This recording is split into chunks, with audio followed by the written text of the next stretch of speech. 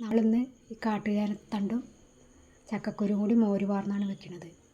വേണത് നുറുക്കിയിട്ട് വരാം. ഇപ്പോൾ കഷ്ണങ്ങൾ നുറുക്കിയാണ് ഇനി ഇത് പാത്രത്തേക്ക് ഇട്ട് കൊടുക്കാം. ഇപ്പോൾ വെള്ളം ഒഴിച്ച് കൊടുക്കാം. തണ്ട് കഴുകുമ്പോൾ അതിൻ്റെ വെള്ളം തട്ടുമ്പോൾ ഭയങ്കര ചൊറിച്ചിലാണ്. മുളക് പൊടി ഇട്ട് കൊടുക്കാം, മഞ്ഞൾപ്പൊടി ഇട്ട് കൊടുക്കാം, ഉപ്പ് പൊടി ഇട്ട് കൊടുക്കാം. ഇനി നമുക്കിത് അടച്ച് വയ്ക്കാം. വെന്തതിന് ശേഷം നമുക്ക് മോരൊഴിക്കാം. ഇനി നല്ലതുപോലെ വേവട്ടെ. അതായണം ഇനി നമുക്ക് മോരൊഴിച്ച് കൊടുക്കാം. ഈ മോര് കഷ്ണത്തിലൊക്കെ പിടിക്കട്ടെ. ബാക്കി ഈ മോര് നമുക്ക് തേങ്ങയുടെ കൂടെ അരയ്ക്കുമ്പോൾ ഒഴിക്കാം. അപ്പോൾ നമുക്ക് തേങ്ങ അരച്ചെടുക്കാം. ജീരകവും പച്ചമുളകും കൂടി ഇതിൽ ചേർക്കണം.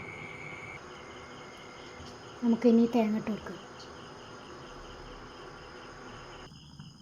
ഇത് തിളക്കട്ടെ. ഇത് പായണം നമുക്ക് കരിവേപ്പിൻ്റെ ഇട്ട് കൊടുക്കാം.